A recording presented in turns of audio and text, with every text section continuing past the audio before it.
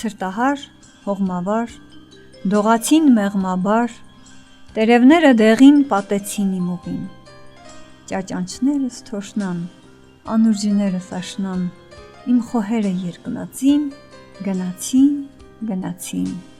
Աշունը տարվա ամենագեղեցիկ եղանակներից մեկն է։ Բնությունը ակնում է իր ոսկեգույն զգեստը, ծառերի տերևները դեղնում, կարմրում ու դանդաղ թափվում են գետնին։ Մեր ջավախքում աշունը իր առանձնահատկությունը ունի, իսկ մեր ջավախքում աշունը այնպես է, որ կտրուկ մեկ շոգ է, իսկ մեկ ցուրտ, եւ օրերը կարճանում են, սակայն դրա հետ նորից պահպանում է իր գեղեցկությունը։ Թեև աշունը լինելով ամենացուրտ եւ մռայլ եղանակներից մեկը,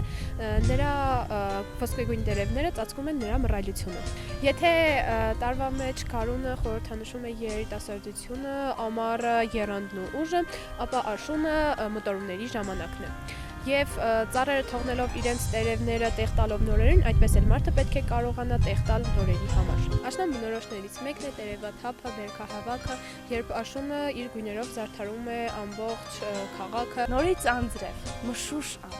թախից անհուն տղժան քեզ, աշուն, քեզ ինչ քնքշության, ինչ խոսքերով երգեմ քեզ, քո մշուշը քո ոսկի, տերևները հողմնավար, դյութանքը քո մեղմ խոսքի, արցունքները քո գոհար, հարազատ են իմ հոգու վհատության իմ խոնար, եւ թփերը դողդոջու, եւ խոտերը գետնահար, եւ քո երգը թախծալի իմ սրտի երգն է կարծես, աշուն, քաղցր ու բաղզալի, ինչ խոսքերով երգեմ քեզ։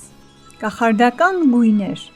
որ փռել աշունը ջավախք աշխարհի հրաշագեղ բնությանը, ամեն թուփ, խոտ ու ծառ,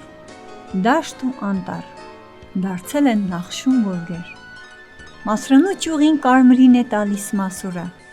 իսկ կարկաչահոս գետակի ալիքներին խոնարհվել է իր տերևներին ճանապարհող ուռին։ Ինչ չքնաղ է ջավախքի աշունը, ինչպիսի հեքիաթ, որը կրկնվում է տարին մեկ անգամ։